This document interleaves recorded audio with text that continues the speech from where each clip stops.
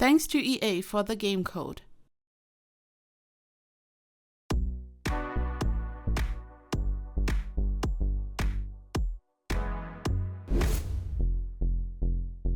Hey lovelies, it's Kate. Welcome back to another Sims 4 speed build. It's time for a suburban build. I just felt like we need a small breather after all the huge mansions.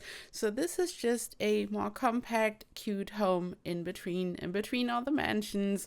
And this was built on a 40 by 30 lot in Willow Creek. This house has 4 bedrooms, 3 bathrooms, there's a garden, it's a split level home. I just felt like doing something like this once again, and I hope you will enjoy this. And yeah, let's see how I built this.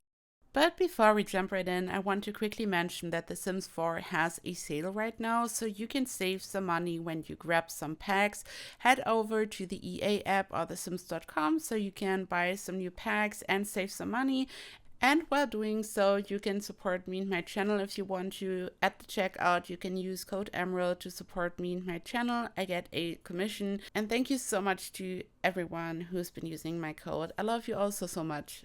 So this home has multiple levels. There's a garage on the left side at the bottom, which is kind of the eye catcher, and then the rest of the house sits on a different level. I've actually talked about this in my last video, but I feel like here it's kind of essential because this is the most eye-catching feature of this build, and in case you're watching this and you want to recreate something similar, I'm going to once again explain how you can do this. So you simply build a room on your lot, you then build a floor piece on top, which you extend, so there's kind of an overhang going on. You then click on your room and little arrows to move your room down, and this way you are moving your room into the ground, and you then just make your floor piece at the top bigger, and you build the rest of your house on top of your floor piece. You have to keep in mind that you have to attach stairs, because when you look at the patio here, for example, this is just a floor piece which is sitting right above the drain. You have to add stairs. They are not even really visible when you are using a trim like the one that I've used here, and you are using some white stairs. You can basically hide your stairs. So this is a cool way to create a home like this, and you then of course have to use the terrain tools to smooth everything out a bit. So I just wanted to quickly explain this again in case you didn't watch the last video, and yeah, this is how I did this. It doesn't happen often that I'm building a suburban home. I've created a lot of them on my channel in total, like regular cozy homes, and not always like gigantic mansions, but I'm a mansion builder mostly, so this doesn't happen as often, and I have to say it was so much fun. I immediately noticed that kind of leaning into this type of style, having this suburban vibe, making everything like as cute as possible. The landscaping is like very beautiful, lots of flowers and stuff. I like really enjoyed this, and I also whipped out my good old shelves from Get Together to like have something below the planter boxes in front of the window because I don't like the look of them. It looks like black plastic or something. It looks like very not cute, and I was going for this very cozy wooden look, so I always like to size up the shelves from Get Together one step, and I placed them right below the planters, and I then just made the house bigger and bigger. But the approach was a bit different here because I kind of wanted to lay out the main shape. I not often do this, like most of the time I really built like a small section, but this house isn't big either way, so I guess the whole approach was a bit different. I wanted to have this beautiful roof color, which is from the base game. I'm so obsessed with this color, especially when you have like a blue or white house, like a typical blue suburban or this type of white wood on your exterior. I just love the contrast. You have this beautiful bright red roof.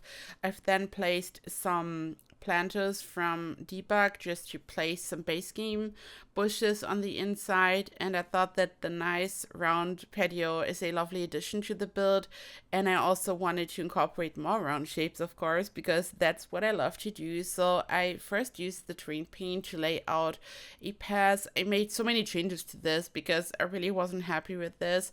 The space is very small, so creating a nice round lovely shape there isn't as easy. I'm so used to build on gigantic lots, and I then just decided to place some flat base game bushes everywhere to make it look lovely. I had to make some adjustments to the terrain because it was too steep and I really had to smooth it out.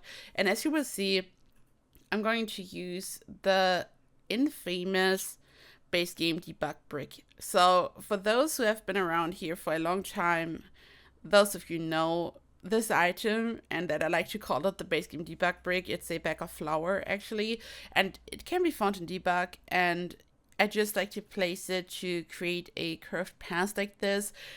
It was one of the first tutorials that I made on YouTube many years ago. It's still up on my channel if you really want to learn how to do this. It's very simple.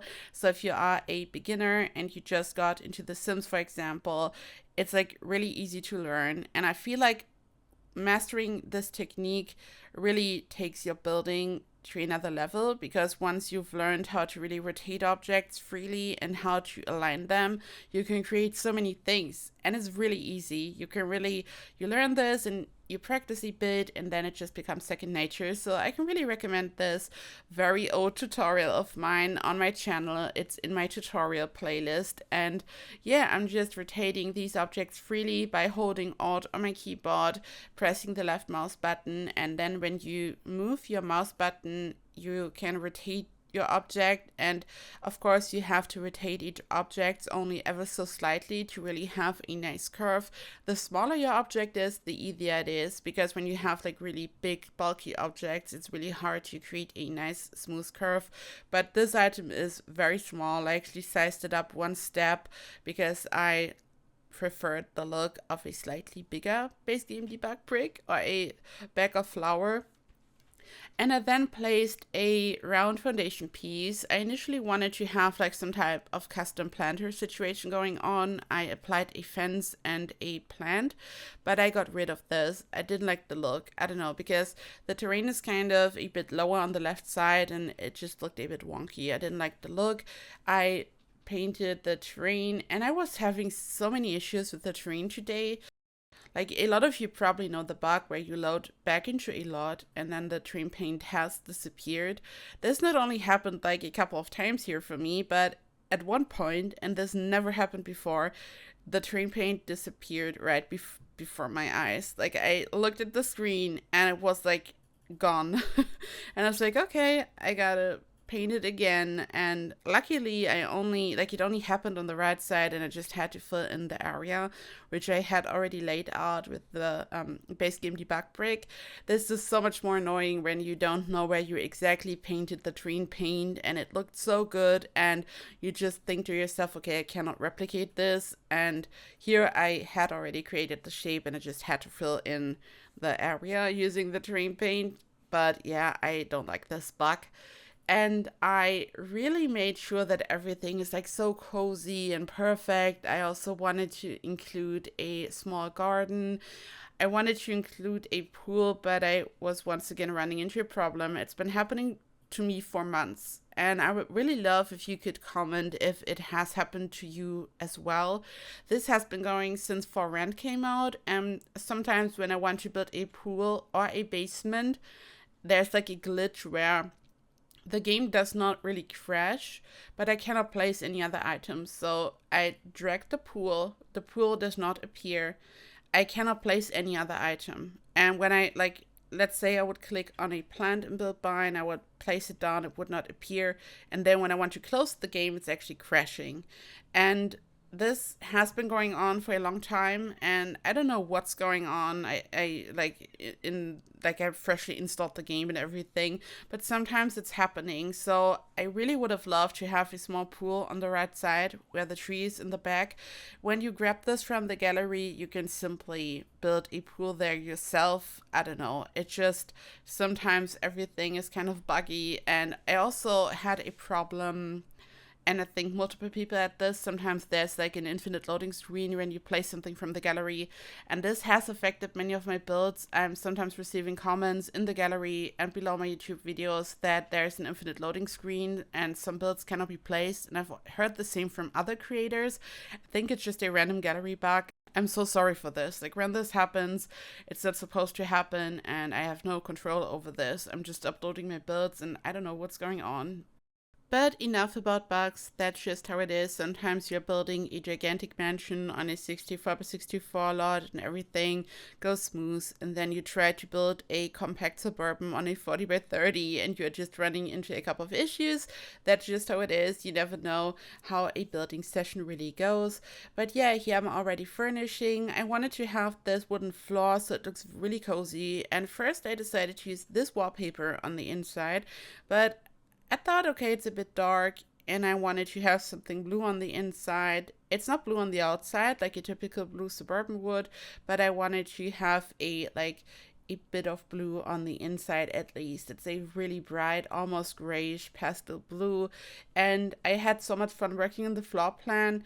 It just made sense, and this doesn't happen often to me because sometimes I'm just working on a build and the exterior is lovely, but I then have a hard time working on the floor plan. But here it just randomly made sense. I think it looks quite realistic. I really like the whole design. There's like a hallway in the center at the top connecting all rooms. The stairs are leading up. It just makes sense. It looks very realistic, and I'm kind of proud of that. And yeah, this is the kitchen.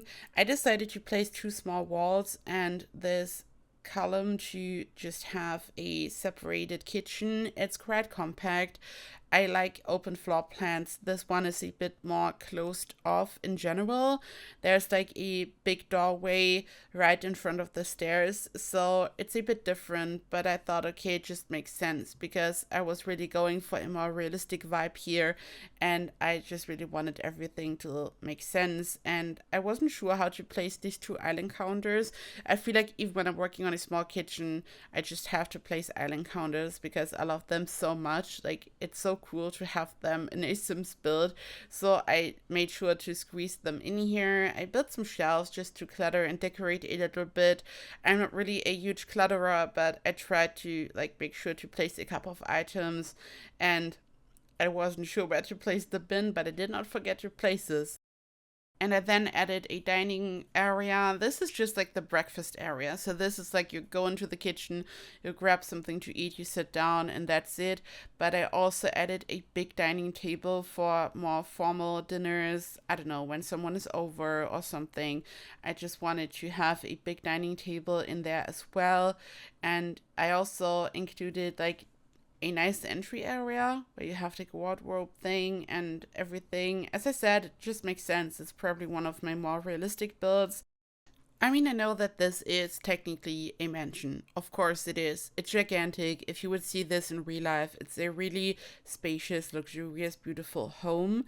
And in the past, when I was working on Suburbans, I sometimes got comments telling me, oh my god, what, this is a mansion. And that's true, but I feel like I'm so used to building on a bigger scale that this seems smaller to me. But of course, I know that technically it is like a really luxurious big home, and there's enough space for a big family. Like, you can have the parents and three children, for example, and there's a garden, there's everything a family needs and much more. And I understand this, but I just want to mention this because I know some people will be like, okay, what, this is a mansion, but it's a compact mansion, a suburban mansion, maybe, if that makes sense.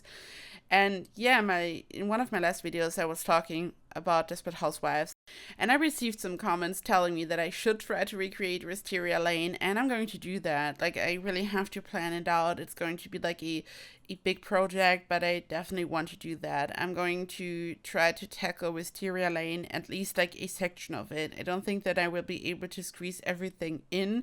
This is also difficult for me because when you're using the smallest wall height and you just build smaller rooms, you can recreate a house on a smaller scale. So when I'm recreating the houses from Wisteria Lane, I will try to build them as small as possible, but I'm not really good at this. So I'm going to try to squeeze in all the builds. If it's not working, I'm just going to take a section of Wisteria Lane. I definitely have to create Gabby's house because it's iconic. I also love Bree's house. It's so beautiful. So I'm going to try to do my best, and I will definitely try to work on this very soon. But yeah, I also hope that you like a individual suburban home here, and this also just gave me Wisteria Lane vibes, so I just had to mention your amazing comments below my video. So yeah, this is the top floor where all the bedrooms are located. We have the hallway in the center. The stairs are leading up to the centered hallway, and then the rooms are going around it. Two of the bedrooms have, oh no, one of the bedrooms has a bathroom, like an ensuite, and then the other bathroom at the top is like for everyone. The door is leading to the hallway. I just wanted to make sure that there are like enough bathrooms. Ideally, I really like to have a bathroom for each bedroom, so it's like better gameplay wise, but also this is like not super luxurious, so I thought, okay, maybe I can get away by doing it this way. Some of the rooms aren't as big, but I really wanted to make sure to have enough bedrooms here. I just didn't want to have like a gigantic bedroom which is like completely out of place and doesn't make sense compared to the scale of the house. So I just squeezed in some smaller bedrooms, which are also much more realistic probably. And yeah, I'm like so excited to read from you. Like, in case you're using this, please leave a comment down below and how you are intending to use it. Tell me about the family that's moving in. And also, in my last video, I was talking about Barbie, and some of you said that I should go for another Barbie build, so this might also happen again in the future.